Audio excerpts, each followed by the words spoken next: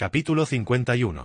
Parecendo uma montanha esculpida de forma rústica na esquina do Carrer de Provença com Passeig de Gracia, a Casa Milà, obra-prima de Gaudí construída em 1906, é ao mesmo tempo um prédio de apartamentos e uma obra de arte atemporal. Concebida por Gaudí como uma curva perpétua, a estrutura é imediatamente reconhecível pela ondulante fachada de calcário. Suas sacadas sinuosas e a geometria irregular dão ao prédio uma aura orgânica, como se milênios de vento soprando tivessem escavado reentrâncias e curvas como as de um cânion no deserto. Ainda que a princípio o chocante projeto modernista de Gaudí tenha sido repudiado pela vizinhança, a Casa Milà foi elogiada universalmente pelos críticos de arte e logo se tornou uma das maiores joias arquitetônicas de Barcelona. Durante 3 décadas, Pere Milà, o empresário que encomendara o prédio, residiu com sua esposa no amplo apartamento principal e alugou os 20 restantes. Até hoje a Casa Milà, no Passeig de Gracia, 92, é considerada um dos endereços mais exclusivos e desejados de toda a Espanha. Enquanto guiava o Tesla de Kirsch pelo tráfego esparso na elegante avenida ladeada por árvores, Robert Langdon percebeu que estavam chegando perto. O Passeig de Gracia era a versão de Barcelona para a Avenue des Champs-Élysées de Paris,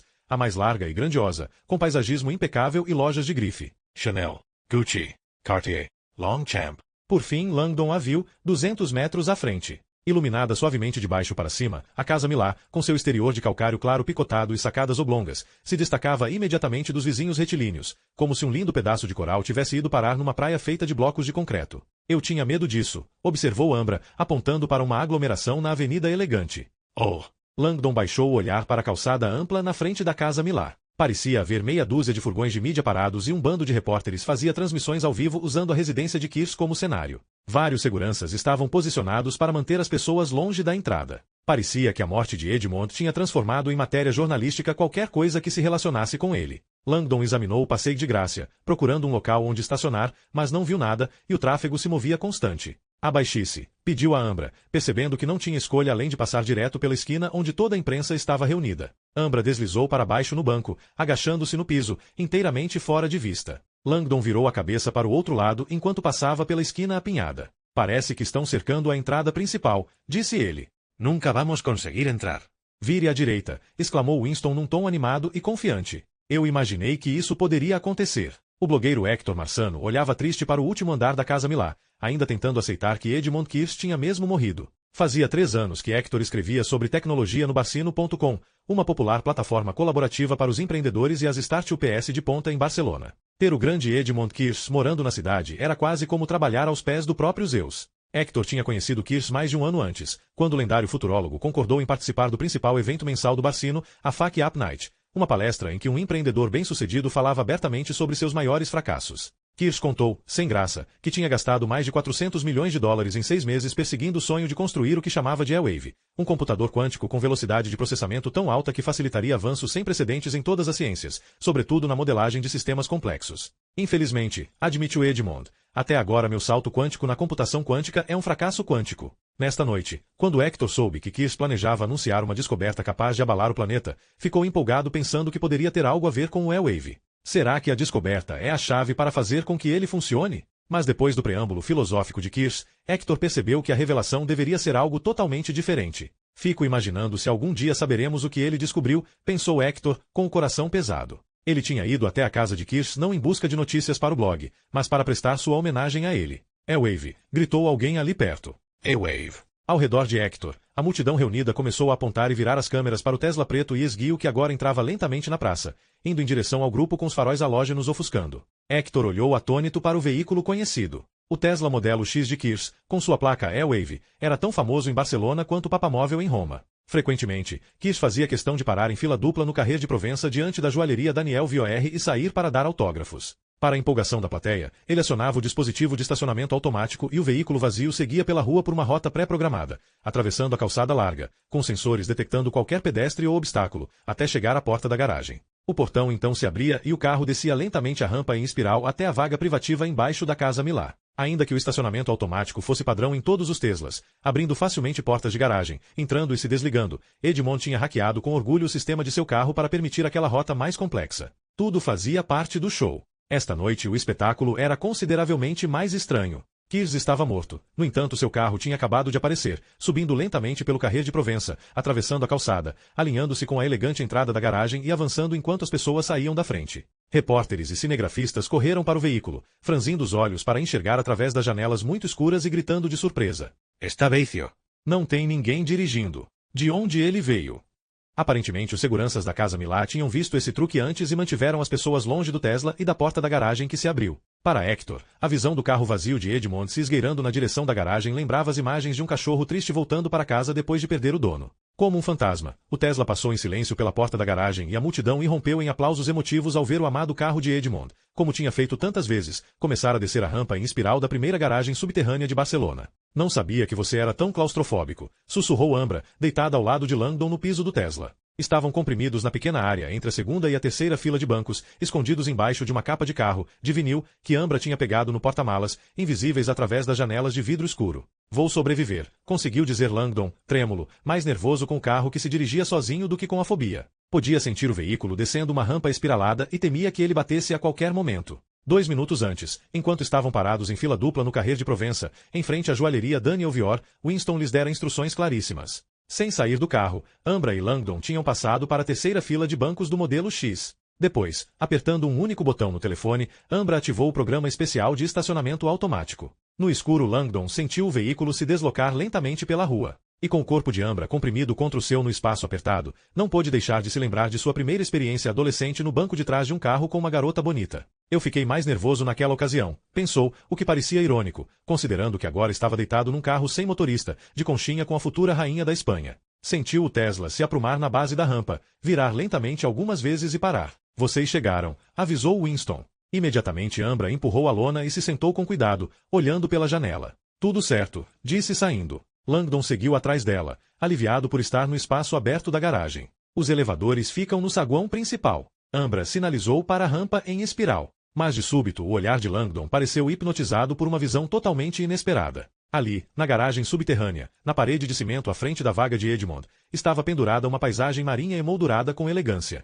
Ambra? Chamou ele. Edmond decorou a vaga dele com uma pintura. Ela confirmou com a cabeça. Também achei estranho e fiz essa mesma pergunta. Ele disse que era seu modo de ser recebido toda noite por uma beldade radiante. Langdon deu um risinho. Solteros. O artista era uma pessoa que Edmond reverenciava demais, disse Winston, com a voz agora se transferindo automaticamente para o telefone na mão de Ambra. Reconhece? Langdon não reconheceu. A pintura não parecia nada mais do que uma bela marinha em aquarela, nem um pouco de acordo com o gosto vanguardista de Edmond. É Churchill, disse Ambra. Edmond o citava o tempo todo. Churchill. Langdon precisou de um momento para perceber que ela estava se referindo a ninguém menos do que o próprio Winston Churchill, o célebre estadista inglês que, além de herói militar, historiador, orador e escritor premiado com o Nobel, era um artista plástico de talento notável. Langdon se lembrou de Edmond citando o primeiro-ministro britânico uma vez, em resposta a um comentário que alguém fizera sobre as pessoas religiosas o odiarem. Você tem inimigos? Bom, isso significa que você defende alguma coisa. O que mais impressionava Edmond era a diversidade dos talentos de Churchill, observou Winston. Raramente os seres humanos demonstram perícia num espectro tão grande de atividades. E foi por isso que Edmond chamou você de Winston. Foi, respondeu o computador. Salve Edmund. Ainda bem que eu perguntei, pensou Langdon, tendo imaginado que o nome de Winston era uma alusão a Watson, o computador da IBM que tinha vencido o programa de perguntas Jeopardy. Na televisão uma década antes. Sem dúvida, hoje em dia Watson era considerado primitivo, uma bactéria unicelular na escala evolutiva da inteligência sintética. Certo, então, disse indicando os elevadores. Vamos subir e tentar encontrar o que viemos descobrir. Nesse exato momento, dentro da Catedral de Almudena, em Madrid, o comandante Diego Garza estava segurando seu telefone e ouvindo incrédulo a coordenadora de RP do Palácio, Mônica Martim, fazer uma atualização dos fatos. Valdespino e o príncipe Julián saíram da segurança do complexo. Garza não podia sequer imaginar o que eles estariam pensando. Eles estão andando por Madrid no carro de um acólito. Isso é loucura. Podemos contatar as autoridades de trânsito, disse Mônica. Suresh acha que elas podem usar as câmeras que controlam o tráfego para ajudar a encontrar, não, alertar qualquer pessoa de que o príncipe está fora do palácio sem segurança é perigoso demais. Nossa preocupação principal é protegê-lo. Entendido, senhor. Monica Parisu subitamente inquieta. A outra coisa que o senhor deveria saber é sobre um registro telefônico apagado. Espere aí, disse Garza, distraído pela chegada de seus 4 agentes que, para sua consternação, se aproximaram e o cercaram. Antes que Garza pudesse reagir, os agentes da guardia tinham retirado habilmente sua arma e seu telefone. Comandante Garza, disse o agente principal, com o rosto inexpressivo. Tenho ordens diretas de prendê-lo. Capítulo 52. A Casa Milá é construída na forma de um sinal de infinito, uma curva interminável que se dobra sobre si mesma e forma dois poços ondulantes que penetram no prédio. Cada um desses poços de iluminação abertos tem cerca de 30 metros de profundidade, amassados como um tubo parcialmente desmoronado e, do ar, parecem dois ralos enormes na cobertura do prédio. De onde Langdon estava, na base do poço de iluminação mais estreito, olhar para o céu era decididamente inquietante. Era como estar alojado na garganta de uma fera gigantesca. Sob seus pés, o piso de pedra era inclinado e irregular. Uma escadaria helicoidal subia pelo interior do poço, com corrimão de ferro forjado em treliça imitando as câmaras irregulares de uma esponja do mar. Uma pequena selva de trepadeiras retorcidas e palmeiras penduradas se derramava por cima dos parapeitos como se quisesse crescer e dominar todo o espaço. Arquitetura viva, pensou Langdon, maravilhado com a capacidade de Gaudí de imbuir sua obra de uma qualidade quase biológica. Seu olhar subiu mais alto ainda, para as laterais da garganta, escalando as paredes curvas, onde uma colcha de retalhos feita de ladrilhos marrons e verdes se entremeava com afrescos em tons pastel, mostrando plantas e flores que pareciam crescer em direção ao pedaço oblongo de céu noturno no topo do poço aberto. Os elevadores são por aqui, sussurrou Ambra, levando-o pela borda do pátio. O apartamento de Edmond fica lá em cima. Enquanto entravam no elevador desconfortavelmente pequeno, Langdon visualizou o sótão no último andar do prédio, que ele tinha visitado uma vez para ver uma pequena exposição sobre Gaudí. Pelo que lembrava, o sótão da Casa Milá era composto por uma série escura e sinuosa de cômodos com muito poucas janelas. Edmond poderia morar em qualquer lugar, disse Langdon enquanto o elevador começava a subir. Ainda não consigo acreditar que ele alugou um sótão. É um apartamento estranho, concordou Ambra. Mas, como você sabe, Edmond era excêntrico. Quando o elevador chegou ao último andar, eles saíram num corredor elegante e subiram mais um lance de escada até um patamar privativo no topo do prédio. É aqui. Ambra indicou uma porta de metal liso que não tinha maçaneta nem buraco de fechadura. A entrada futurista parecia totalmente desconexa nesse prédio e obviamente fora acrescentada por Edmond. Você disse que sabe onde ele esconde a chave. Perguntou Langdon. Ambra levantou o telefone de Edmond. No mesmo lugar onde ele parece esconder tudo. Ela encostou o telefone na porta de metal, que soltou 3 bips. Langdon ouviu uma série de trancas se abrindo. Ambra guardou o telefone e empurrou a porta. Pode entrar, disse ela com um floreio. Langdon entrou num saguão mal iluminado cujas paredes e o teto eram de tijolos claros. O piso era de pedra e o ar parecia rarefeito. Ao avançar para o espaço aberto do outro lado, ficou cara a cara com um quadro enorme pendurado na parede de trás, sob uma iluminação impecável, digna de um museu. Quando Langdon viu a pintura, parou imediatamente. Meu Deus, isso é o original? Ambra sorriu. É. Eu ia mencionar no avião, mas pensei em surpreender você. Sem fala, Langdon foi em direção à obra-prima. Tinha um pouco menos de 4 metros de largura e quase 1,5 metros de altura, muito maior do que ele recordava, pois já tinha visto o quadro no Museu de Belas Artes de Boston. Ouvi dizer que tinha sido vendido para um colecionador anônimo, mas não fazia ideia de que era Edmond. Quando vi pela primeira vez no apartamento, disse Ambra, não acreditei que Edmond gostava desse tipo de arte. Mas agora que sei qual era o trabalho dele nesse ano, a pintura parece estranhamente adequada. Langdon assentiu, incrédulo. A pintura célebre era uma das principais obras do pós-impressionista francês Paul Gauguin, um pintor revolucionário que foi o principal representante do movimento simbolista no final do século XIX e ajudou a pavimentar o caminho para a arte moderna. Enquanto ia em direção à pintura, Langdon ficou pasmo com a semelhança da paleta de cores de Gauguin com a da entrada da Casa Milá, uma mistura de verdes, marrons e azuis orgânicos. O quadro também mostrava uma cena muito naturalista. Apesar do intrigante conjunto de pessoas e animais que apareciam na pintura, o olhar de Langdon foi imediatamente para o canto superior esquerdo, um trecho de um amarelo forte onde estava escrito o título da obra. Langdon-le à palavra, incrédulo, d'où venons-nous, que sommes-nous, où allons-nous? De onde viemos? O que somos? Para onde vamos? Imaginou-se o fato de ser confrontado por essas perguntas todo dia ao chegar em casa teria de algum modo ajudado a inspirar Edmond. Ambra se juntou a ele em frente à pintura. Edmond disse que queria ser motivado por essas perguntas sempre que chegasse em casa. Era difícil não ver o quadro, pensou Langdon. Observando o lugar de destaque em que Edmond tinha posto a obra-prima, Langdon se perguntou se a própria pintura talvez não guardasse alguma pista do que Edmond havia descoberto. A um primeiro olhar, o tema do quadro parecia primitivo demais para sugerir uma descoberta científica avançada. Suas pinceladas amplas e desiguais representavam uma selva no Tahiti habitada por uma variedade de nativos taitianos e animais. Langdon conhecia bem a pintura e, como lembrava, Gauguin pretendia que essa obra fosse lida da direita para a esquerda, direção inversa do texto padrão em francês. E assim seu olhar seguiu as figuras familiares na direção reversa. Na extrema direita, um bebê recém-nascido dormia sobre uma pedra, representando o início da vida. De onde viemos? No meio, várias pessoas de diversas idades realizavam as tarefas cotidianas. O que somos? E na esquerda, uma velha decrépita estava sentada sozinha, imersa em pensamentos, parecendo refletir sobre a própria mortalidade. Para onde vamos? Langdon ficou surpreso por não ter pensado imediatamente nessa pintura quando Edmond descreveu o foco de sua descoberta. Qual é a nossa origem? Qual é o nosso destino? Olhou os outros elementos da pintura. Cachorros, gatos e pássaros que não pareciam estar fazendo nada específico, uma estátua de uma deusa primitiva ao fundo, uma montanha, raízes retorcidas e árvores. E, claro, o famoso estranho pássaro branco de Gauguin, que estava ao lado da velha e, segundo o artista, representava a futilidade das palavras. Fúteis ou não, pensou Langdon, foi atrás de palavras que viemos aqui, de preferência com um total de 47 caracteres. Por um instante se perguntou se o título incomum da pintura poderia ter uma relação direta com a senha de 47 letras que eles estavam procurando, mas uma contagem rápida, tanto em francês quanto em inglês, não deu esse número. Certo, estamos procurando um verso de um poema, disse Langdon com esperança. A biblioteca de Edmond é por aqui. Ambra apontou à esquerda, para um corredor amplo que, como Langdon pôde ver, estava decorado com móveis elegantes entremeados por vários artefatos e caixas de vidro mostrando obras de Gaudí. Edmond mora num museu? Langdon ainda não conseguia entender direito. O sótão da Casa Milá não era exatamente o lugar mais aconchegante que ele já vira. Feito de pedra e tijolos, era essencialmente um túnel contínuo guarnecido com costelas, um aro composto por 270 arcos parabólicos de alturas variadas, separados por cerca de 1 metro cada. Havia pouquíssimas janelas e a atmosfera tinha um gosto seco e estéril, obviamente muito processada para proteger os artefatos de Gaudí. Vou me juntar a você num instante, disse Langdon. Primeiro preciso encontrar o banheiro de Edmond. Meio sem jeito, Ambra olhou de volta para a entrada. Edmond sempre me dizia para usar o do saguão, lá embaixo. Ele era misteriosamente resguardado com relação ao banheiro particular do apartamento. É um apartamento de solteiro. O banheiro devia ser uma bagunça e ele ficava sem jeito. Ambra saw you. Bom, acho que é ali. Ela apontou na direção oposta à biblioteca, por um túnel muito escuro. Obrigado.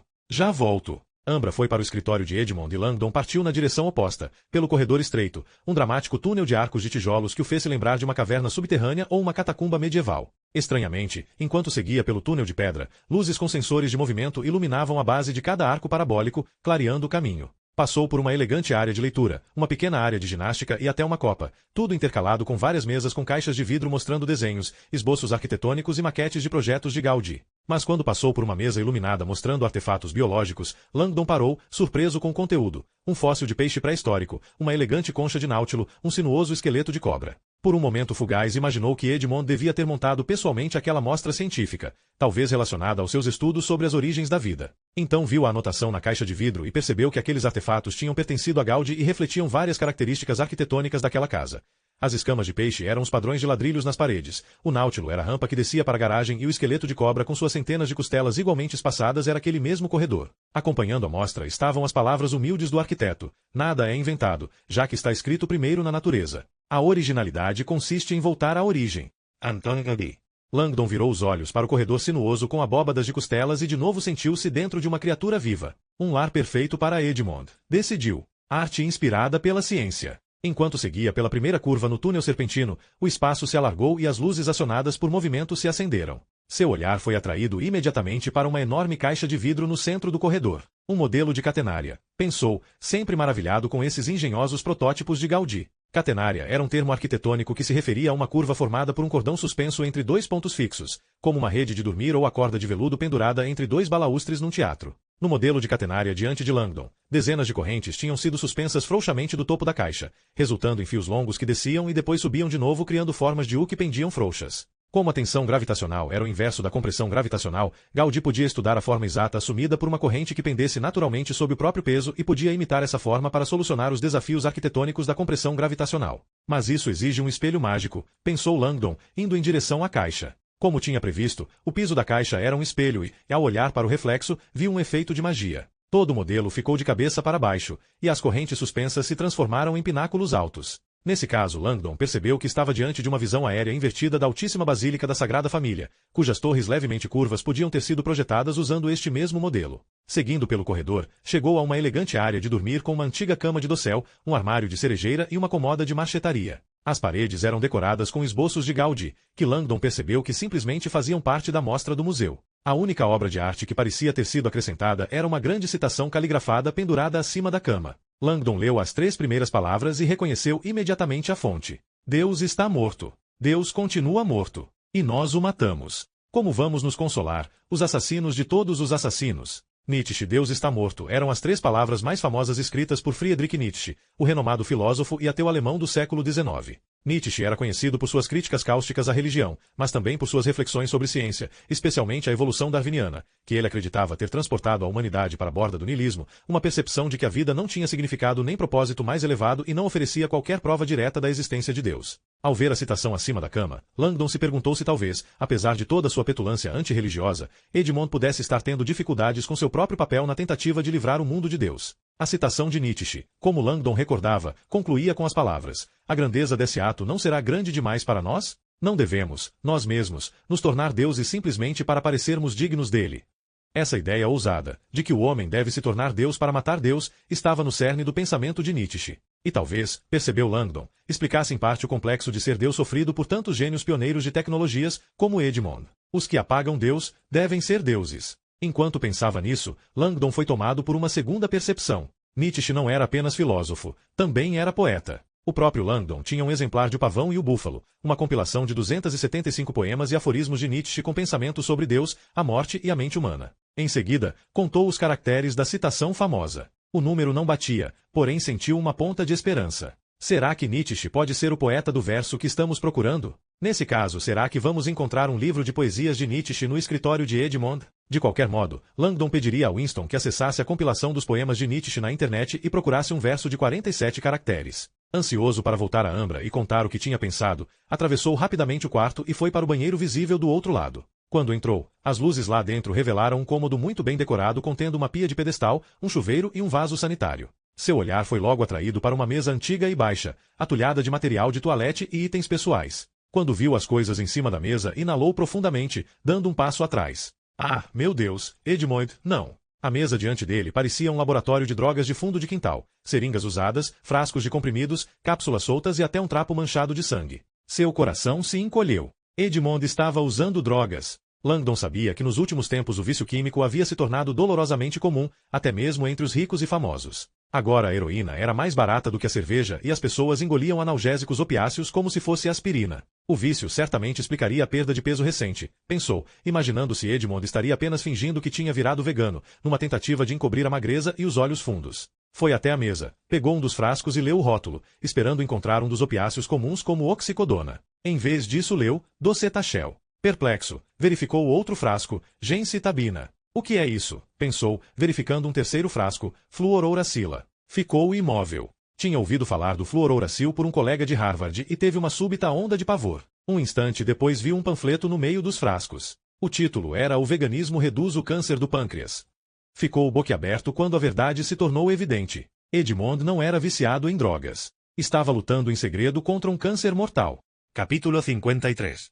Ambra Vidal parou a luz fraca do apartamento no sótão e passou a olhar pelas fileiras de livros que cobriam as paredes da biblioteca de Edmond. A coleção dele é maior do que eu lembrava. Edmond tinha transformado um trecho amplo do corredor curvo numa biblioteca espantosa, construindo prateleiras entre os suportes verticais das abóbadas de Gaudí. A biblioteca tinha um tamanho inesperado e um grande número de obras, especialmente considerando que Edmond estaria planejando ficar ali apenas por 2 anos. Parece que ele se mudou para cá de vez. Olhando as prateleiras atulhadas, Ambra percebeu que localizar o verso predileto de Edmond consumiria muito mais tempo do que ela havia previsto. Enquanto continuava andando ao longo das estantes, examinando as lombadas dos livros, não viu nada além de volumes científicos sobre cosmologia, consciência e inteligência artificial. O quadro geral Forças da Natureza, Origens da Consciência, a Biologia da Crença, Algoritmos Inteligentes, Nossa Invenção Final chegou ao fim de uma sessão e passou em volta de uma costela arquitetônica, indo para a próxima estante. Ali encontrou uma variedade de temas científicos: termodinâmica, química primordial, psicologia. Nada de poemas. Notando que fazia um tempo que Winston estava quieto, pegou o telefone de Edmond.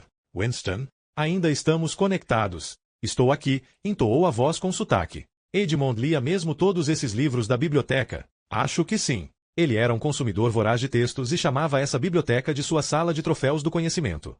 E por acaso há alguma seção de poesia aqui? Os únicos títulos dos quais eu sei especificamente são os volumes de não-ficção que ele me pediu para ler em formato de e-book, de modo que nós dois pudéssemos discutir o conteúdo. Acho que era um exercício muito mais para minha formação do que para a dele. Infelizmente não tenho toda a coleção catalogada, portanto o único modo de você encontrar o que está procurando será através de uma busca física. Sai. Enquanto você procura, acho que há uma coisa que pode interessar. Notícias novas de Madrid sobre seu noivo, o príncipe Julian. O que está acontecendo? Ambra parou abruptamente. Suas emoções ainda estavam abaladas devido ao possível envolvimento de Julian no assassinato de Kirsch. Não há prova, lembrou. Nada confirma que Julian tenha ajudado a colocar o nome de Ávila na lista de convidados. Acabam de informar sobre uma manifestação barulhenta na frente do Palácio Real, disse Winston. As evidências continuam a sugerir que o assassinato de Edmond foi planejado em segredo pelo bispo Valdespino, provavelmente com a ajuda de alguém de dentro do palácio, talvez até mesmo o príncipe. Os fãs de Kirsch estão protestando. Dê uma olhada. O smartphone de Edmond começou a passar um vídeo com manifestantes furiosos junto aos portões do palácio. Um deles carregava um cartaz onde estava escrito em inglês: Pôncio Pilatos matou o profeta de vocês, vocês mataram o nosso. Outros carregavam lençóis pintados com tinta spray onde se lia um grito de batalha: apostasia, acompanhado por um logotipo que estava sendo pintado com frequência cada vez maior nas calçadas de Madrid. A apostasia tinha se tornado um tema popular para a juventude liberal da Espanha. Renuncie à igreja. Julian já fez alguma declaração? Pergunto Ambra. Esse é um dos problemas. Não há nenhuma palavra de Julian, nem do bispo, nem de ninguém do palácio. O silêncio contínuo deixou todo mundo desconfiado. As teorias conspiratórias estão correndo soltas, e agora a imprensa nacional começou a perguntar onde você está e por que também não fez nenhum comentário público sobre a crise. Ambra estava aterrorizada com esse pensamento. Você testemunhou o assassinato. É a futura rainha consorte e é o amor do príncipe Julian. O público quer ouvi-la dizer que tem certeza de que Julian não está envolvido. O instinto de Ambra dizia que Julian não poderia ter sabido do assassinato de Edmond. Quando pensava no namoro dos dois, lembrava-se de um homem terno e sincero, reconhecidamente ingênuo e impulsivamente romântico, mas sem dúvida não de um assassino. Perguntas semelhantes estão começando a ser feitas sobre o professor Langdon, disse Winston. Veículos da mídia estão questionando por que o professor desapareceu sem fazer nenhum comentário, sobretudo depois de ter uma participação tão importante na apresentação de Edmond. Vários blogs estão sugerindo que o desaparecimento dele pode estar relacionado com o assassinato de Kirsch. Mas isso é loucura. O assunto está ganhando força. A teoria surgiu porque, no passado, Langdon procurou o Santo Graal e a linhagem sanguínea de Cristo. Parece que os descendentes sálicos de Cristo têm laços históricos com o movimento carlista e a tatuagem do assassino. Pare, interrompeu Ambra. Isso é absurdo. No entanto, outros estão especulando que Langdon desapareceu porque ele próprio se tornou um alvo esta noite. Todo mundo virou detetive de poltrona. Neste momento, boa parte do planeta está colaborando para descobrir que mistérios Edmond pretendia revelar e quem desejava silenciá-lo. A atenção de Ambra foi atraída pelo som dos passos de Langdon se aproximando rapidamente pelo corredor sinuoso. Ela se virou no instante em que ele apareceu. Ambra? Chamou ele, tenso. Você sabia que Edmond estava muito doente? Doente? Perguntou ela, espantada. Não. Langdon contou o que tinha descoberto no banheiro. Ambra ficou atarantada. Câncer no pâncreas? Esse era o motivo para Edmond estar tão pálido e magro. Incrivelmente, Edmond nunca tinha dito uma palavra sobre estar doente. Agora Ambra entendia seu ritmo de trabalho insano nos últimos meses. Edmond sabia que estava ficando sem tempo. Winston, disse ela. Você sabia da doença de Edmond? Sabia, respondeu Winston sem hesitar. Era algo muito particular, que ele não contava para ninguém. Ficou sabendo da doença há 22 meses, mudou imediatamente a dieta e começou a trabalhar com intensidade cada vez maior. Além disso, veio morar neste sótão, onde respiraria ar de qualidade de museu e estaria protegido da radiação UV. Precisava viver ao máximo no escuro porque os medicamentos o deixavam com fotofobia. Edmond conseguiu superar as projeções dos médicos por uma margem considerável. Mas, recentemente, começou a definhar. Baseado em evidências empíricas que reúne em bancos de dados sobre câncer no pâncreas em todo o mundo, analisei a deterioração de Edmond e calculei que ele teria 9 dias de vida. 9 dias, pensou Ambra, sentindo-se culpada por zombar da dieta vegana e do trabalho duro demais de Edmond. Ele estava doente, numa corrida incansável para criar seu último momento de glória antes que seu tempo se esgotasse. Essa percepção triste só alimentou mais ainda sua determinação de localizar o poema e completar o que Edmond havia começado. Ainda não encontrei nenhum livro de poesia, disse a Langdon. Até agora é tudo de ciência. Acho que o poeta que estamos procurando pode ser Friedrich Nietzsche. Langdon contou sobre a citação emoldurada acima da cama de Edmond. Aquele trecho específico não tem 47 letras, mas certamente sugere que Edmond era fã de Nietzsche. Winston, pode procurar na obra poética de Nietzsche qualquer verso que tenha exatamente 47 letras? Pediu Ambra. Sem dúvida, respondeu Winston. No original em alemão ou na tradução em inglês? Ambra parou, sem saber. Comece com o inglês, sugeriu Langdon. Edmond planejava digitar o verso no telefone e, com o teclado comum, não teria facilidade para colocar as letras com trema ou exetes. Ambra Asensio. Esperto. Tem os resultados, anunciou Winston quase imediatamente. Encontrei quase 300 poemas traduzidos, o que resultou em 192 versos com exatamente 47 letras. Langdon Suspiro. Tantos assim?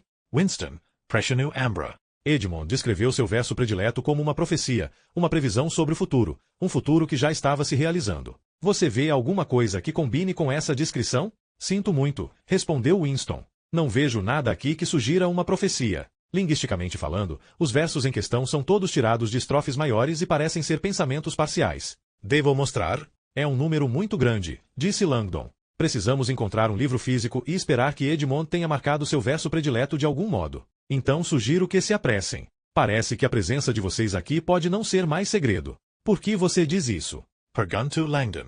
Um noticiário local está informando que um avião militar acaba de pousar no aeroporto Euprat e que 2 agentes da Guardia Real desembarcaram. Nos arredores de Madrid, o bispo Valdespino sentia-se grato por ter escapado do palácio antes que os muros se fechassem ao seu redor. Espremido junto do príncipe Juliano no banco de trás do minúsculo sedã Opel de seu acólito, esperava que as medidas desesperadas que estavam sendo tomadas por trás dos panos o ajudassem a recuperar o controle de uma noite que ia se desviando loucamente do rumo. La Casita del Príncipe tinha ordenado Valdespino ao acólito enquanto o rapaz os levava para longe do palácio. A casa de campo do príncipe ficava numa área rural isolada a 40 minutos de Madrid. Mais uma mansão do que uma modesta casa no campo, a casita tinha servido como residência particular do herdeiro do trono espanhol desde meados do século XVIII. Um local discreto onde garotos podiam agir como garotos antes de assumirem a enorme responsabilidade de comandar um país. Valdespino tinha garantido a Julian que seria muito mais seguro ir para lá do que permanecer no palácio esta noite. Só que não vou levar Julian para a casa de campo, sabia o bispo, observando o príncipe, que olhava pela janela do carro, aparentemente imerso em pensamentos. Valdespino se perguntou se Julian era mesmo ingênuo como parecia. Ou se, como pai, teria dominado a habilidade de mostrar ao mundo apenas o lado que ele desejava que fosse visto. Capítulo 54. As algemas nos pulsos de Garza estavam desnecessariamente apertadas. Esses caras estão levando isso a sério, pensou, ainda perplexo com as atitudes dos seus próprios agentes. Que diabo está acontecendo? Perguntou de novo enquanto seus homens saíam da catedral para o ar noturno da praça. Continuou sem resposta. Enquanto o grupo atravessava a área ampla em direção ao palácio, Garza percebeu que havia uma grande quantidade de câmeras de TV e manifestantes do lado de fora do portão principal. Pelo menos me levem pelos fundos, disse ao agente que estava no comando. Não transformem isso num espetáculo público. Os soldados ignoraram o pedido e foram em frente, obrigando Garza a atravessar a praça. Em segundos, vozes do lado de fora do portão começaram a gritar e as luzes fortes de refletores se voltaram para ele. Ofuscado e furioso, Garza se obrigou a assumir uma expressão calma e manter a cabeça erguida enquanto os homens da guardia o faziam andar a poucos metros do portão, passando direto pelos cinegrafistas e repórteres que gritavam. Uma cacofonia de vozes lançava perguntas para Garza. Por que o senhor está sendo preso? O que o senhor fez, comandante? O senhor estava envolvido no assassinato de Edmond Kirsch? Garza esperava que seus agentes passassem pela multidão sem ao menos um olhar, mas para seu choque eles pararam de súbito, segurando o imóvel diante das câmeras. Da direção do palácio, uma figura familiar, de terninho, veio andando rapidamente pela praça até eles. Era Mónica Martín.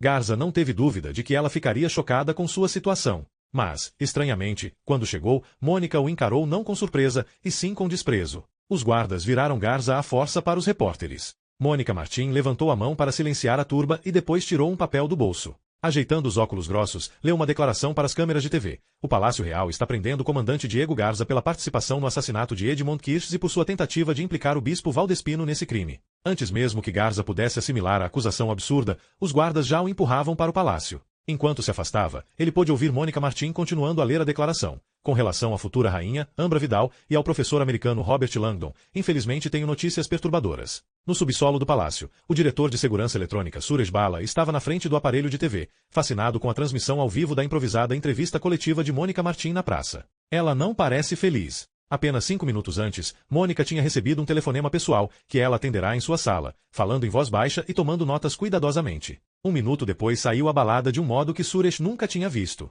Sem explicação, levou as anotações direto para a praça e se dirigiu à mídia. Quer suas afirmações fossem exatas ou não, uma coisa era certa. A pessoa que havia ordenado essa declaração tinha acabado de colocar Robert Langdon num perigo muito sério. Quem deu essas ordens a Mônica? Pensou Suresh. Enquanto tentava entender o comportamento bizarro da coordenadora de RP, seu computador soltou um bip com uma mensagem. Suresh foi até ele e olhou a tela, pasmo ao ver quem havia escrito para ele. monte@iglesia.org e o informante, pensou Suresh. Era a mesma pessoa que vinha passando informações para o Conspiracynet durante toda a noite. E agora, por algum motivo, estava contatando Suresh diretamente. Cauteloso, Suresh se sentou e abriu o e-mail. Hackeei as mensagens de texto de Valdespino. Ele tem segredos perigosos. O palácio deveria acessar os registros de SMS dele. Agora. Alarmado, Suresh releu a mensagem. Depois a apagou. Por um longo momento ficou sentado em silêncio, pensando nas opções. Então, finalmente decidindo, gerou um cartão-chave mestra para os aposentos reais e subiu sem ser visto.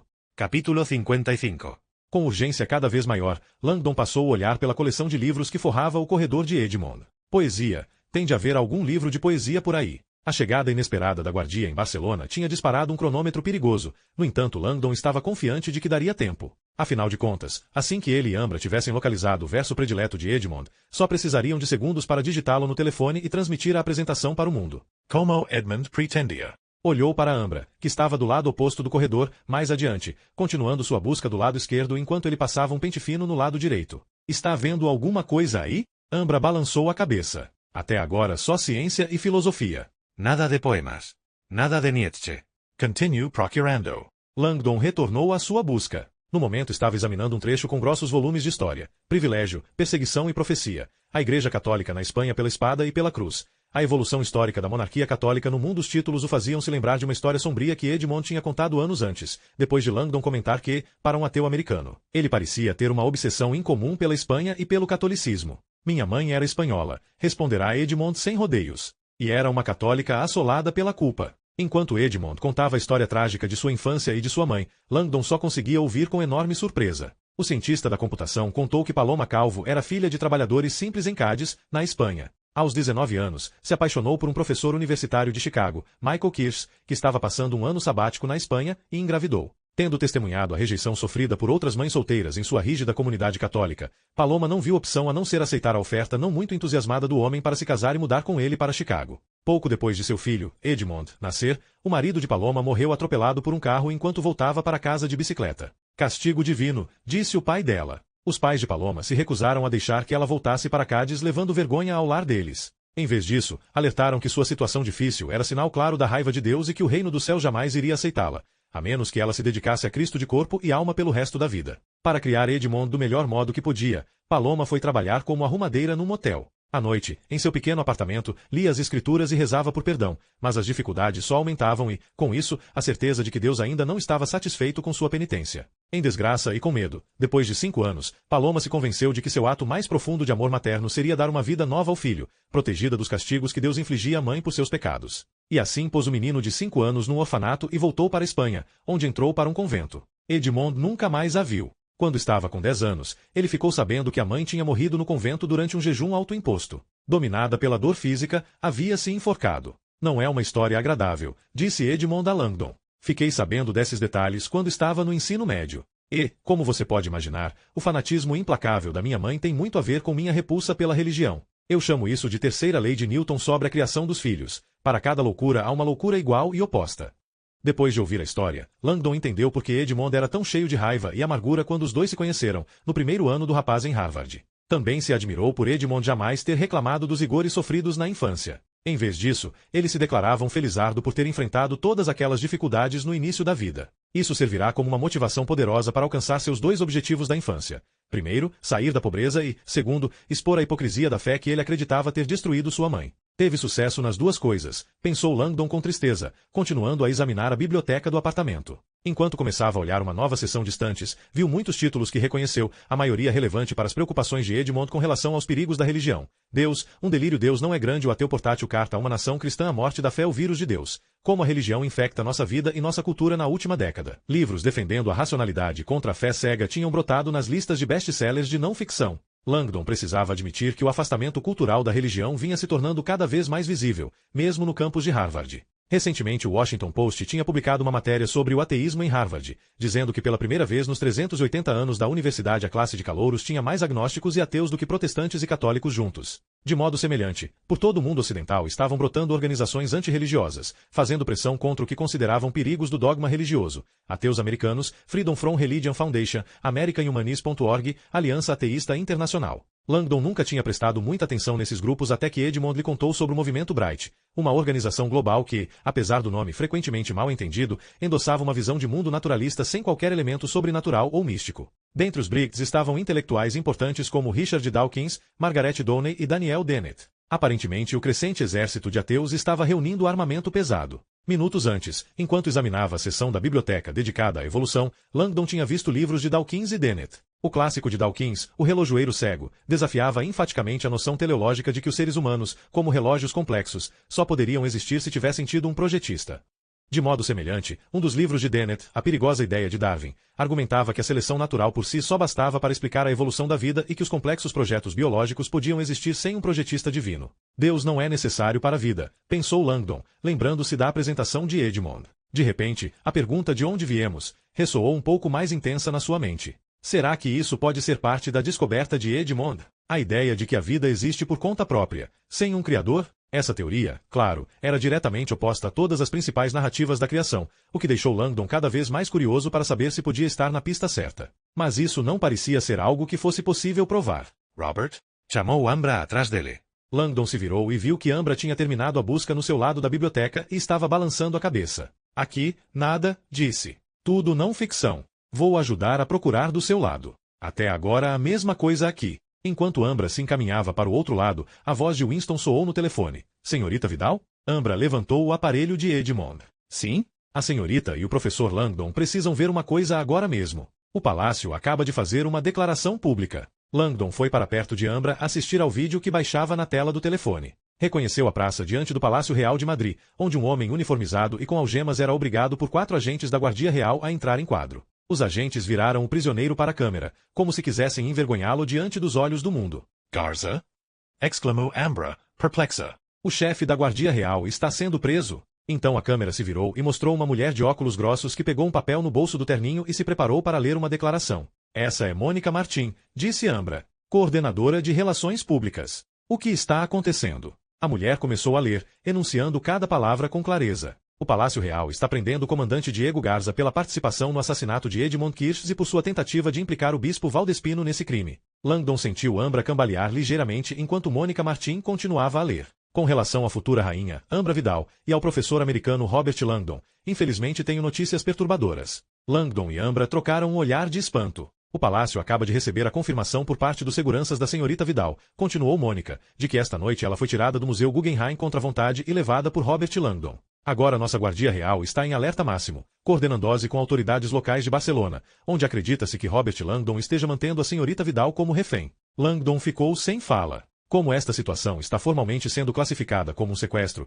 pede-se que o público ajude as autoridades dando qualquer informação relativa ao paradeiro da senhorita Vidal e do Sr. Langdon. No momento o palácio não tem mais comentários. Os repórteres começaram a gritar perguntas para Mônica Martim, que se virou abruptamente e partiu em direção ao palácio. Isso é loucura, gaguejou Ambra. Os agentes me viram sair do museu por vontade própria. Langdon olhou para o telefone, tentando entender o que tinha acabado de testemunhar. Apesar da torrente de perguntas que faziam redemoinhos em sua cabeça, sentia-se totalmente lúcido com relação a um ponto fundamental. Estou correndo um sério perigo. Capítulo 56. Sinto muito, Robert. Os olhos escuros de Ambra Vidal estavam devastados por medo e culpa. Não faço ideia de quem está por trás dessa história falsa, mas eles acabam de colocá-lo numa situação de grande risco. A futura rainha da Espanha pegou o telefone de Edmond. Vou ligar agora mesmo para Mônica Martim. Não ligue para a senhorita Martim, entoou a voz de Winston ao telefone. É exatamente isso que o palácio quer. É um ardil. Eles estão tentando fazer com que vocês apareçam, querem induzi-los a entrar em contato e revelar onde estão. Pense logiquement. Seus 2 agentes da guardia sabem que a senhorita não foi sequestrada. No entanto, concordaram em ajudar a espalhar essa mentira e viajaram para Barcelona com o objetivo de caçar vocês? Sem dúvida, todo o palácio está envolvido nisso. E com o comandante da Guardia Real preso, essas ordens devem estar vindo de cima. Ambra respirou fundo. Quer dizer, do Julian? É uma conclusão inevitável, respondeu Winston. O príncipe é o único no palácio que tem autoridade para prender o comandante Garza. Ambra fechou os olhos por um longo momento e Langdon percebeu que uma onda de melancolia a dominava, como se essa prova aparentemente indiscutível do envolvimento de Julian tivesse acabado de apagar a última esperança de que talvez seu noivo fosse um espectador inocente. Isso tem a ver com a descoberta de Edmond, declarou Langdon. Alguém no palácio sabe que estamos tentando mostrar o vídeo dele ao mundo e está desesperado para nos impedir. Talvez eles achassem que tinham terminado o trabalho quando silenciaram Edmond, acrescentou Winston. Não perceberam que havia pontas soltas. Um silêncio desconfortável pairou no ar. Ambra, disse Langdon baixinho. Não conheço seu noivo, mas suspeito que o bispo Valdespino esteja influenciando Julian nesse assunto. Lembre-se, Edmond e Valdespino tinham uma controvérsia antes mesmo que o evento no museu começasse. Ela balançou a cabeça, em dúvida. De qualquer modo, você está correndo perigo. De repente perceberam o som fraco de sirenes à distância. Langdon sent you a pulsicao acelerar. Precisamos encontrar esse poema agora, declarou, voltando à busca nas estantes. Divulgar a apresentação de Edmond é a chave da nossa segurança. Se formos a público, quem está tentando nos silenciar vai perceber que é tarde demais. Certo, disse Winston, mas as autoridades locais ainda vão procurá-lo como sequestrador. O senhor não vai estar livre a não ser que vença o palácio no jogo deles. Como? Pergunto Ambra. Winston continuou sem hesitar. O palácio usou a mídia contra vocês, mas essa é uma faca de dois gumes. Langdon e Ambra ouviram Winston delinear um plano muito simples, e Langdon reconheceu que ele criaria confusão e caos entre seus perseguidores. Eu faço isso, concordou Ambra rapidamente. Tem certeza? Pergunto Langdon. Cauteloso. É um caminho sem volta para você. Robert, fui eu que o coloquei nisso e agora você corre perigo. O palácio teve o desplante de usar a mídia como arma contra você, e agora eu vou virá-la contra eles. O é adequado, acrescentou Winston. Os que vivem pela espada morrerão pela espada. Langdon hesitou. Será que o computador de Edmond acaba de parafrasear a Bíblia? Imaginou se não seria mais adequado citar Nietzsche. Quem luta contra monstros deve ter cuidado para não se tornar também um monstro. Antes que Langdon pudesse protestar mais, Ambra estava indo pelo corredor com o telefone de Edmond na mão. Encontre a senha, Robert. Gritou ela por cima do ombro. Eu já volto. Langdon a olhou desaparecer numa pequena torre estreita cuja escada subia em espiral até a cobertura notoriamente precária da casa Millar. Tenha cuidado. Gritou ele de volta. Sozinho no apartamento, Langdon olhou pelo corredor sinuoso feito de costelas de serpente e tentou entender o que tinha visto ali. Caixas de vidro com artefatos incomuns, uma citação emoldurada proclamando que Deus estava morto, um galguim inestimável que propunha as mesmas questões que Edmond tinha feito ao mundo mais cedo. De onde viemos?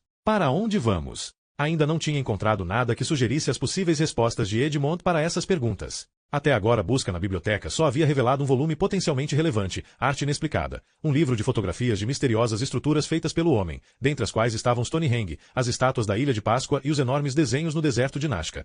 Geóglifos desenhados em uma escala tão gigantesca que só eram discerníveis do alto. Não ajuda muito, decidiu ele, e voltou a procurar nas estantes. Lá fora as sirenes ficaram mais altas. Capítulo 57.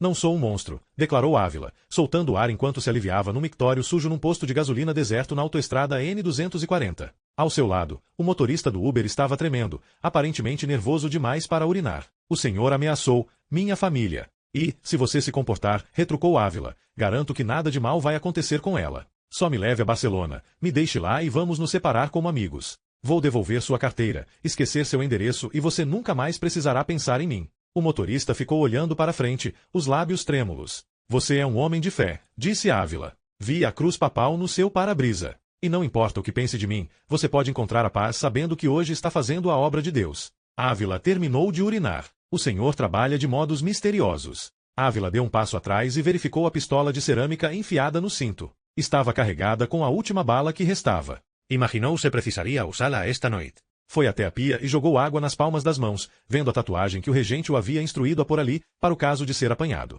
Precaução desnecessária, suspeitou Ávila, agora sentindo-se como um espírito impossível de ser rastreado, movendo-se pela noite. Levantou os olhos para o espelho imundo, espantado com a própria aparência. Na última vez em que tinha se olhado, estava usando a farda de gala branca com colarinho engomado e o cap da marinha. Agora, depois de tirar a parte de cima do uniforme, mais parecia um chofer de caminhão, usando apenas sua camiseta de gola V e um boné emprestado pelo seu motorista. Ironicamente, o homem mal vestido que Ávila via no espelho fazia-se lembrar de sua aparência nos dias de bebedeira, quando odiava a si mesmo, depois da explosão que tinha matado sua família. Eu estava no fundo do poço. O ponto da virada, sabia, tinha sido quando seu fisioterapeuta, Marco, o enganara dizendo que o estava levando para conhecer o Papa. Ávila jamais se esqueceria de quando se aproximou das torres fantasmagóricas da igreja palmariana, passando pelos portões enormes e entrando na catedral no meio da missa da manhã, quando uma enorme quantidade de fiéis estava ajoelhada, rezando. O santuário era iluminado apenas com a luz natural vinda dos altos vitrais, e o ar tinha um cheiro forte de incenso. Quando Ávila viu os altares dourados e os bancos de madeira polida, percebeu que os boatos sobre a enorme riqueza dos palmarianos eram verdadeiros. A catedral era uma das mais lindas que ele tinha visto, no entanto sabia que essa igreja católica era diferente de todas as outras. Os palmarianos são inimigos jurados do Vaticano. De pé, ao lado de Marco, no fundo da catedral, olhou para a congregação e se perguntou como essa seita podia ter prosperado depois de expor claramente sua oposição a Roma. Ao que tudo indicava, ao condenar o crescente liberalismo do Vaticano, os palmarianos tinham atraído o interesse de fiéis que ansiavam por uma interpretação mais conservadora da fé. Mancando pelo corredor com suas muletas, Ávila se sentiu como um mendigo miserável fazendo peregrinação a Lourdes na esperança de uma cura milagrosa. Um funcionário recebeu Marco e levou os dois até lugares reservados na primeira fila. Paroquianos próximos olharam com curiosidade para ver quem estava recebendo esse tratamento especial. Ávila desejou que Marco não o tivesse convencido a usar seu uniforme cheio de condecorações. Achei que ia me encontrar com o Papa. Sentou-se e levantou os olhos para o altar, onde um jovem paroquiano vestido de terno fazia uma leitura da Bíblia. Ávila reconheceu a passagem do Evangelho de São Marcos: Perdoai, se tendes alguma coisa contra alguém, para que vosso Pai, que está nos céus, vos perdoe as vossas ofensas. Mais perdao, pensou Ávila, rancoroso.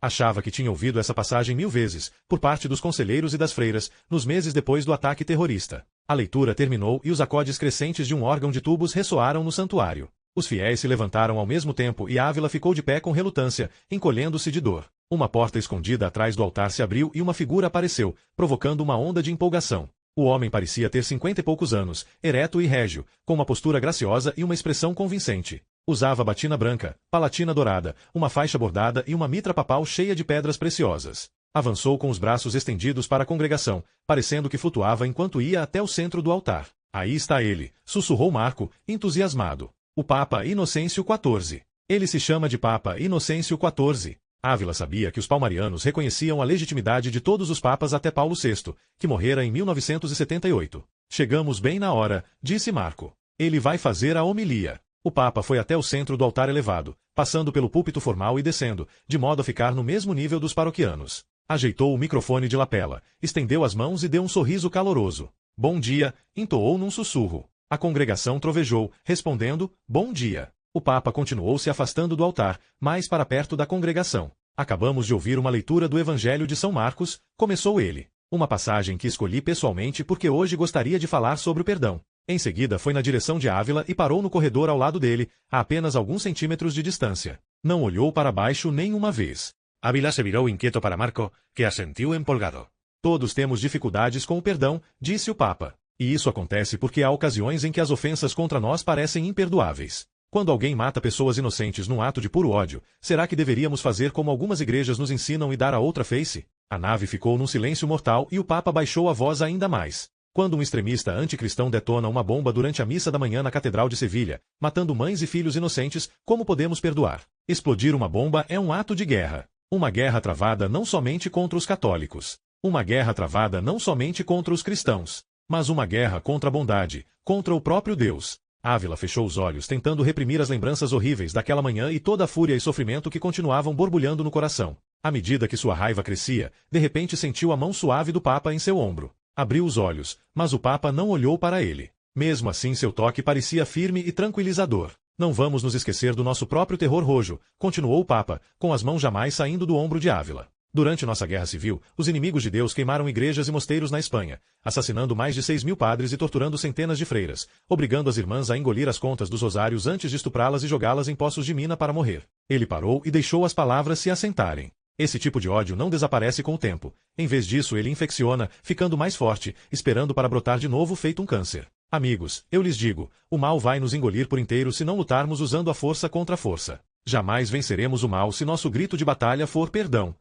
Ele está certo, pensou Ávila, tendo testemunhado em primeira mão, no serviço militar, que ser frouxo diante dos erros de conduta era o melhor modo de garantir problemas cada vez maiores. Acredito que em alguns casos o perdão pode ser perigoso, continuou o Papa. Quando perdoamos o mal no mundo, estamos lhe dando permissão para crescer e se espalhar. Quando reagimos a um ato de guerra com misericórdia, estamos encorajando nossos inimigos a cometer outros atos de violência. Chega um tempo em que devemos fazer como Jesus e virar as mesas dos vendilhões do templo, dando um basta. Concordo, queria gritar Ávila diante da congregação. Mas nós agimos? Perguntou o Papa. A Igreja Católica de Roma se posiciona como Jesus? Não. Hoje enfrentamos os males mais sombrios do mundo usando apenas a capacidade de perdoar, amar e ser compassivos. E assim permitimos, não, encorajamos, o mal. Em resposta aos repetidos crimes contra nós, verbalizamos com delicadeza nossas preocupações de maneira politicamente correta, lembrando uns aos outros que uma pessoa má só é assim por causa da infância difícil, da vida de pobreza ou porque sofreu crimes contra seus entes queridos. Seu ódio não é culpa dela própria.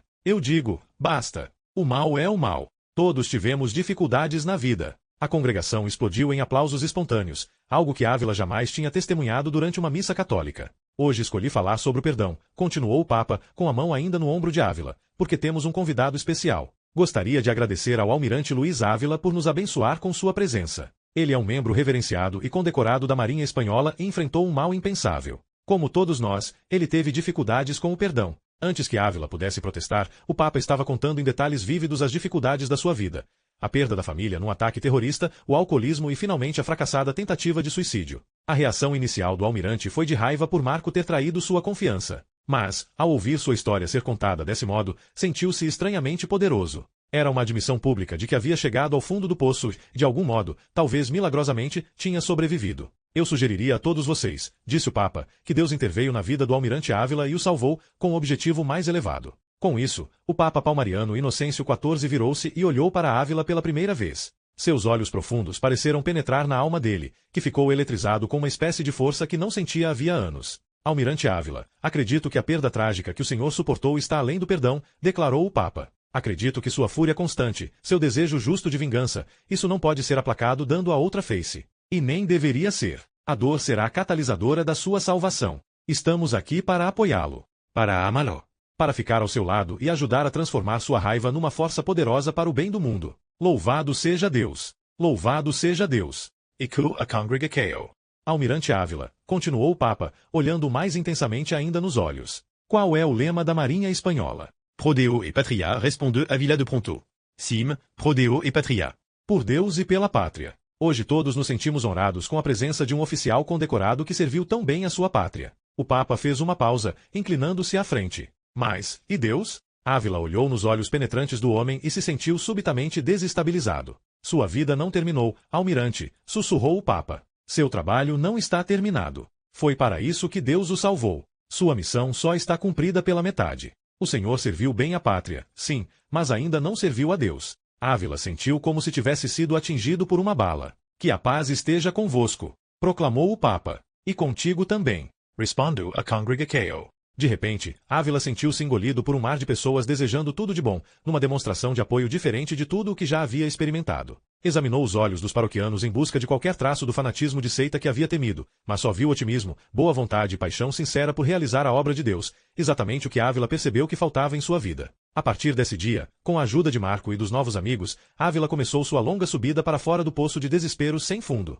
Voltou à rigorosa rotina de exercícios físicos, passou a comer alimentos nutritivos e, mais importante, redescobriu a fé. Depois de vários meses, quando a fisioterapia acabou, Marco lhe deu de presente uma Bíblia encadernada em couro, em que havia marcado cerca de uma dúzia de passagens. Ávila folheou algumas delas, ao acaso. Romanos 13:04 é ministro de Deus, para fazer justiça e para exercer a ira contra aquele que pratica o mal. Salmo 94:2.1 Senhor, Deus justiceiro, Deus das vinganças, aparecei em vosso esplendor. 2 Timóteo 2:3 Suporte comigo os sofrimentos, como bom soldado de Cristo Jesus. Lembre, tinha dito Marco com um sorriso. Quando o mal levanta a cabeça no mundo, Deus age através de cada um de nós de um modo diferente, para exercer sua vontade na terra. O perdão não é o único caminho para a salvação. Capítulo 58. Conspiracynet.com Últimas notícias. Quem quer que você seja, conte mais. Esta noite o autoproclamado informante Monte@iglesia.org forneceu uma quantidade espantosa de informações ao Conspiracynet. Obrigado. Como as informações que Monte compartilhou conosco até agora demonstraram um alto nível de confiabilidade e acesso interno, resolvemos fazer um pedido muito humilde. Monte, quem quer que você seja, se tem alguma informação sobre o conteúdo da apresentação abortada de Edmond, por favor, compartilhe. #DeuDeviemos para o Devamos Obrigado. Todos nós do Conspiracynet. Capítulo 59. Enquanto pesquisava as últimas sessões da biblioteca de Edmond, Robert Langdon sentiu a esperança diminuindo. Lá fora as sirenes da polícia tinham ficado mais e mais altas até pararem abruptamente diante da casa Millar. Através das janelas minúsculas do apartamento, podia ver o clarão das luzes dos carros de polícia girando. Estamos encurralados, percebeu. Precisamos da senha de 47 letras, caso contrário não haverá saída. Infelizmente, Langdon ainda não tinha visto nenhum livro de poemas. Naquela sessão as prateleiras eram mais fundas do que as outras e pareciam guardar a coleção de livros de arte em grande formato. Enquanto se apressava ao longo da parede, examinando os títulos, Langdon viu livros que refletiam a paixão de Edmond pelo que existia de mais antenado e novo na arte contemporânea. Serra, Tons, Hearst, Bruguera, Basquiat, Bansky, Abramovic. A coleção terminava abruptamente numa série de volumes menores, e Langdon parou, esperançoso de encontrar um livro de poesia. Nada.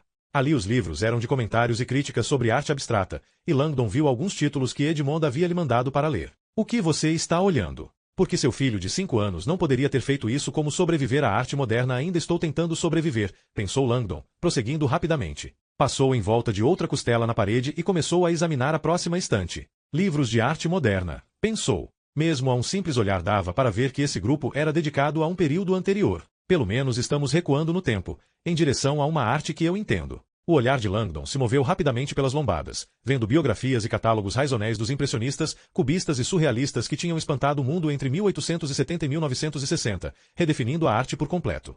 Van Gogh, Seurat, Picasso, Munch, Matisse, Magritte, Klimt, Kandinsky, Johns, Hackney, Gauguin, Duchamp, Degas, Chagall, Cézanne, Cassatt, Braque, Arp, Albers. Essa parte terminava numa última costela arquitetônica, e Langdon passou por ela, vendo-se na seção final da biblioteca. Ali os volumes pareciam dedicados ao grupo de artistas que Edmond, quando estava com Langdon, gostava de chamar de escola dos caras brancos chatos de doer, essencialmente qualquer coisa que predatasse o movimento modernista da metade do século XIX. Diferentemente de Edmond, era ali que Langdon se sentia mais à vontade, cercado pelos velhos mestres. Vermeer, Velázquez, Tiziano, Tintoretto, Rubens, Rembrandt, Raphael, Poussin, Michelangelo, Lippi, Goya, Giotto, Ghirlandaio, El Greco, Da Vinci, Corot, Caravaggio, Botticelli, Bosch. O último metro da última estante era dominado por um grande armário de vidro trancado com uma fechadura pesada. Langdon olhou pelo vidro e viu uma velha caixa de couro lá dentro,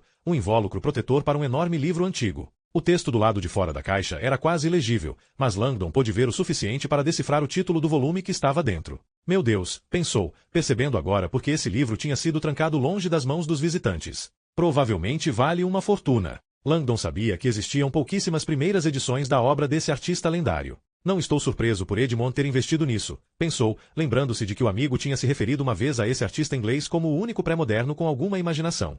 Langdon discordava, mas certamente conseguia entender o afeto especial de Edmond por ele. Os dois são feitos da mesma matéria. Langdon se agachou e olhou, através do vidro, para a gravura dourada na caixa. Obras completas de William Blake. William Blake, Pensou Langdon. O Edmond Kirsch do século XIX. Blake havia sido um gênio idiosincrático, um luminar produtivo, cujo estilo de pintura era tão à frente de seu tempo que algumas pessoas achavam que ele tinha vislumbrado magicamente o futuro em seus sonhos. Suas ilustrações infundidas de símbolos religiosos apresentavam anjos, demônios, Satã, Deus, criaturas míticas, temas bíblicos e um panteão de divindades vindas de suas próprias alucinações espirituais. E, como Kirsch, Blake adorava desafiar o cristianismo. Esse pensamento fez Langdon se levantar abruptamente. William Blake. Inspirou fundo. Encontrar Blake entre tantos outros artistas plásticos tinha feito com que o professor esquecesse um fato crucial sobre o gênio místico. Blake não era somente artista e ilustrador. Blake era um poeta prolífico. Por um instante sentiu o coração disparar. Boa parte da poesia de Blake expunha ideias revolucionárias que combinavam perfeitamente com os pontos de vista de Edmond. De fato, alguns dos aforismos mais conhecidos de Blake, os que fazem parte de obras satânicas como O Matrimônio do Céu e do Inferno, quase poderiam ter sido escritos pelo próprio Edmond. Todas as religiões são uma só, não existe religião natural. Langdon se lembrou da descrição de Edmond sobre seu verso predileto. Ele disse a Ambra que era uma profecia. Langdon não conhecia nenhum poeta na história que pudesse ser considerado mais profeta do que William Blake, que, nos anos 1790, tinha escrito 2 poemas sombrios e agourentos. América, uma profecia Europa, uma profecia. Langdon tinha os 2 livros, elegantes reproduções dos poemas de Blake escritos à mão e acompanhados de ilustrações. Olhou para a grande caixa de couro dentro do armário. Talvez as edições originais das profecias de Blake tenham sido publicadas como textos em grande formato com iluminuras. Esperançoso, agachou-se diante do armário, sentindo que a caixa de couro poderia muito bem guardar o que ele e Ambra tinham ido procurar.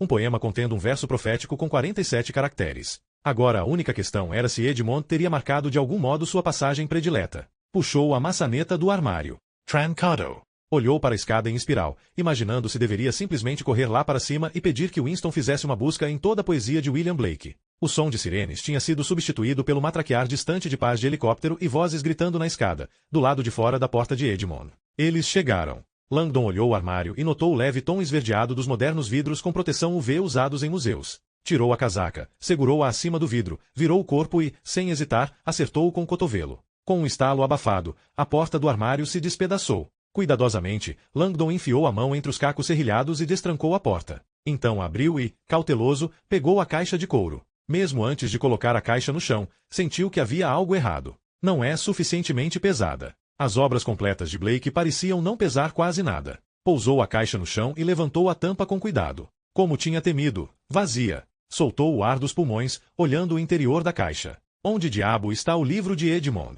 Já ia fechar a caixa quando notou algo inesperado preso com fita adesiva na parte interna da tampa. Um cartão em papel marfim, com timbre elegante. Leu o texto no cartão. Numa incredulidade absoluta, leu de novo. Segundos depois, subiu correndo a escada para a cobertura. Nesse instante, no segundo andar do Palácio Real em Madrid, o diretor de segurança eletrônica Suresh Bala estava andando em silêncio pelo apartamento particular de Julian. Depois de localizar o cofre, digitou o código mestre que servia para emergências. O cofre se abriu. Dentro, Suresh viu 2 telefones, um smartphone dado pela segurança do palácio, que pertencia ao príncipe Julian, e um iPhone que, ele deduziu, era do bispo Valdespino. Pegou o iPhone. Estou mesmo fazendo isso? De novo visualizou a mensagem de monte@iglesia.org. Hackeei as mensagens de texto de Valdespino. Ele tem segredos perigosos. O palácio deveria acessar os registros de SMS dele. Agora, Suresh imaginou que segredos as mensagens de texto do bispo poderiam revelar, e por que o informante tinha decidido dar essa dica ao Palácio Real. Será que o informante está tentando proteger o palácio contra danos colaterais? Tudo o que Suresh sabia era que, se houvesse alguma informação perigosa para a família real, era seu trabalho acessá-la. Já havia pensado em obter um mandado judicial de emergência, mas os riscos de RP e a demora faziam com que isso não fosse prático. Felizmente Suresh tinha métodos muito mais discretos e eficazes à disposição. Apertou o botão do telefone de Valdespino e a tela se iluminou. Estava trancado com senha. Sem problema. Ei, Siri, disse Suresh, segurando o telefone perto da boca. Que horas são? Ainda em modo de bloqueio, o telefone mostrou um relógio. Na tela desse relógio Suresh deu uma série de comandos simples, criando um novo fuso horário para o relógio e pedindo para compartilhar o fuso horário via SMS, acrescentando uma foto e, então, em vez de tentar transmitir a mensagem, apertou o botão de ligar. Clim. O telefone destravou. Essa invasão simples vem com os cumprimentos do YouTube, pensou Suresh, achando divertido os usuários dos iPhones acharem que sua senha oferecia alguma privacidade. Agora com total acesso ao telefone de Valdespino, abriu o aplicativo eMessage, prevendo que precisaria restaurar os textos deletados por Valdespino enganando o backup no iCloud para refazer o catálogo. De fato, encontrou o histórico de mensagens do bispo completamente vazio, a não ser por uma mensagem. Percebeu, vendo um único texto que havia chegado 2 horas antes, vindo de um número protegido. Abriu a mensagem e leu as 3 linhas. Por um momento achou que estava alucinando. Isso não pode ser verdade. Leu a mensagem de novo. O texto era uma prova concreta do envolvimento de Valdespino em atos de traição e mentira impensáveis. Para não mencionar arrogância, pensou Suresh, pasmo ao perceber que o velho clérigo se sentia invulnerável a ponto de se comunicar eletronicamente sobre algo tão grave. Se isso for divulgado. Suresh estremeceu diante dessa possibilidade e correu imediatamente para baixo, procurando Mônica Martim. Capítulo 60. Enquanto o helicóptero SC-145 voava baixo sobre a cidade, o agente Dias olhou para as luzes espalhadas lá embaixo. Apesar da hora tardia, dava para ver o tremeluzir de aparelhos de TV e computadores na maioria das janelas dos apartamentos, pintando a cidade com uma leve névoa azul. O mundo inteiro está assistindo. Isso o deixou nervoso. Podia sentir essa noite escapando loucamente do controle e temia que a crise galopante estivesse rumando para uma conclusão perturbadora. À sua frente, o agente Fonseca gritava e apontava, à distância. Dias assentiu, vendo o alvo imediatamente. Difícil não ver. Mesmo de longe, o agrupamento pulsante de luzes giratórias dos carros da polícia era inconfundível. Que Deus nos ajude. Como Dias havia temido, a Casa Milá estava cercada de veículos da polícia. As autoridades de Barcelona tinham reagido a uma informação anônima logo depois do anúncio de Mônica Martim no Palácio Real. Robert Langdon sequestrou a futura rainha da Espanha. O palácio precisa da ajuda do público para encontrá-los. Mentira descarada, Díaz sabia. Com meus próprios olhos, vi os 2 saírem juntos do Guggenheim. Apesar de ser eficaz, o ardil de Mônica Martim tinha dado início a um jogo incrivelmente perigoso. Criar uma caçada humana envolvendo autoridades locais era algo arriscado, não somente para Robert Langdon, mas para a futura rainha, que agora tinha uma boa chance de ser apanhada no fogo cruzado de um punhado de policiais amadores. Se o objetivo do palácio era manter a futura rainha em segurança, esse definitivamente não era o modo de fazer isso. O comandante Garza jamais permitiria que a situação chegasse a esse ponto. A prisão de Garza continuava sendo um mistério para Dias, que não tinha dúvidas de que as acusações contra seu comandante eram tão fictícias quanto as feitas contra Langdon. Apesar de tudo, Fonseca tinha recebido um telefonema com ordens expressas. Ordens vindas de um posto superior ao de Garza. Enquanto o helicóptero se aproximava da Casa Milá, o agente Dias examinou o local e percebeu que não haveria como fazer um pouso seguro. A avenida larga e a praça próxima ao prédio estavam apinhadas de furgões da mídia, carros da polícia e uma multidão de curiosos. Dias olhou para a famosa cobertura da Casa Milá, um número 8 ondulante, feito de caminhos inclinados e escadas que serpenteavam acima do prédio e davam aos visitantes imagens do horizonte de Barcelona capazes de tirar o fôlego, além de uma boa visão dos 2 enormes poços de iluminação, cada um dos quais descendo 9 andares até os pátios internos. Não há como pousar. Além dos morros e vales da cobertura, o terraço era protegido por altas chaminés criadas por Gaudí, lembrando peças de xadrez futuristas, sentinelas com elmos que supostamente haviam impressionado tanto o cineasta George Lucas que ele as usará como modelo para os ameaçadores Stormtroopers em Guerra nas Estrelas. Dias examinou os prédios vizinhos em busca de possíveis locais de pouso, mas de repente seu olhar se deteve numa cena inesperada em cima da Casa Milá. Uma figura pequena no meio das estátuas enormes. Junto a um parapeito, na beira da cobertura, a pessoa estava vestida de branco, nitidamente iluminada pelos refletores da mídia que partiam da praça embaixo e focavam lá no alto. Por um instante, isso fez Dias se lembrar de quando tinha visto o Papa em sua sacada acima da Praça de São Pedro, dirigindo-se aos fiéis. Mas aquela pessoa não era o Papa. Era uma mulher linda usando um vestido branco muito familiar. Ambra Vidal não conseguia enxergar nada através da claridade das luzes da imprensa, mas podia ouvir um helicóptero chegando perto e soube que o tempo estava se esgotando. Em desespero, se inclinou por cima da amurada e tentou gritar para as pessoas lá embaixo. Suas palavras foram tragadas pelo rugido ensurdecedor das pás do helicóptero. Winston tinha previsto que as equipes de televisão na rua virariam as câmeras para o alto no instante em que Ambra fosse vista na beira do terraço. De fato, foi isso que aconteceu. No entanto, Ambra se deu conta de que o plano de Winston tinha fracassado. Eles não conseguem ouvir uma palavra do que estou dizendo. O terraço da Casa Milá era alto demais acima do tráfego ruidoso e do caos lá embaixo. E agora o barulho do helicóptero ameaçava abafar tudo completamente. Eu não fui sequestrada, gritou Ambra de novo, o mais alto que conseguiu. A declaração do Palácio Real sobre Robert Langdon não está certa. Eu não sou refém. Você é a futura rainha da Espanha, tinha lembrado Winston pouco tempo atrás. Se mandar cancelar essa caçada humana, as autoridades irão parar imediatamente. Sua declaração vai criar uma confusão absoluta. Ninguém saberá que ordem seguir. Ambra sabia que Winston estava certo, mas suas palavras tinham se perdido no barulho do helicóptero acima da multidão ruidosa. De repente o céu irrompeu num uivo trovejante. Ambra se encolheu para longe do parapeito enquanto o helicóptero chegava mais perto e se imobilizava abruptamente, pairando à frente dela. As portas da fuselagem estavam abertas e dois rostos familiares a encaravam com atenção, os agentes Fonseca e Dias. Para horror de Ambra, o agente Fonseca levantou algum tipo de instrumento e o apontou direto para sua cabeça. Por um instante a ideia mais estranha atravessou a mente dela. Julian quer que eu seja morta. Sou uma mulher estéril. Não posso lhe dar um herdeiro. Me matar é a única forma de escapar do noivado. Recuou, cambaleando, para longe daquele instrumento de aparência ameaçadora, segurando o telefone de Edmond com uma das mãos e estendendo a outra para se equilibrar. Mas, quando pôs o pé atrás, o chão pareceu sumir. Por um instante sentiu apenas o espaço vazio onde havia esperado cimento sólido. Seu corpo se torceu enquanto ela tentava recuperar o equilíbrio, mas sentiu-se caindo de lado por um curto lance de escada. Seu cotovelo esquerdo acertou o cimento e o resto do corpo se chocou um instante depois. Mesmo assim, não sentiu dor. Todo seu foco mudou para o objeto que tinha voado da sua mão, o grande telefone turquesa de Edmond. Meu Deus, não! Olhou apavorada enquanto o telefone deslizava pelo cimento, quicando pela escada na direção da queda de 9 andares até o pátio interno do prédio. Tentou agarrá-lo, mas ele desapareceu sob a grade protetora, caindo no abismo. Nossa conexão com Winston. Arrastou-se atabalhoadamente atrás dele e chegou à grade bem a tempo de ver o telefone girando em direção ao elegante piso do saguão, onde, com um estalo forte, explodiu numa chuva de vidro brilhante e metal. Num instante Winston se foi. Langdon subiu rapidamente a escada e saiu da pequena torre para o terraço da Casa Milá. Viu-se no meio de um turbilhão ensurdecedor. Um helicóptero pairava muito baixo ao lado do prédio e Ambra não estava em lugar nenhum. Atordoado, examinou a área. Onde ela está? Tinha esquecido como aquele terraço era bizarro. Parapeitos tortos, escadas íngremes, soldados de cimento, poços sem fundo.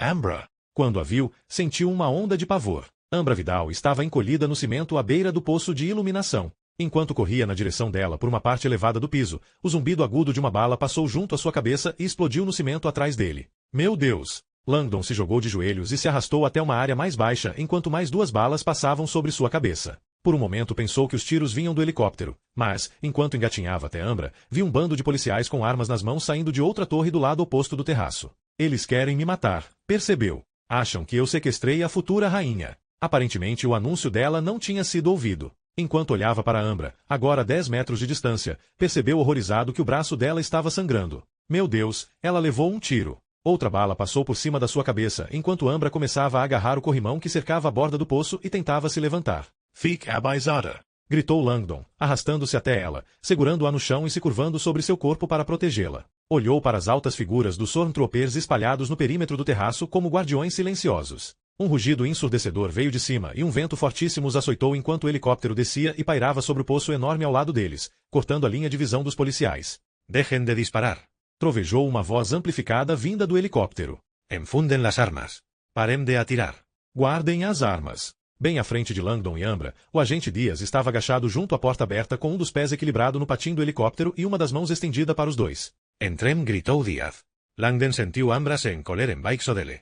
Agora! Gritou Dias acima do rugido das pás. O agente apontou para o parapeito do poço de iluminação, insistindo para que os dois subissem nele, agarrassem sua mão e dessem um salto curto pelo abismo, até a aeronave que pairava. Langdon hesitou um pouco demais. Dias agarrou o megafone da mão de Fonseca e o apontou direto para o rosto de Langdon. Professor, entre no helicóptero agora. A voz do agente parecia um trovão. A polícia local tem ordens de atirar no senhor. Sabemos que o senhor não sequestrou Ambra Vidal.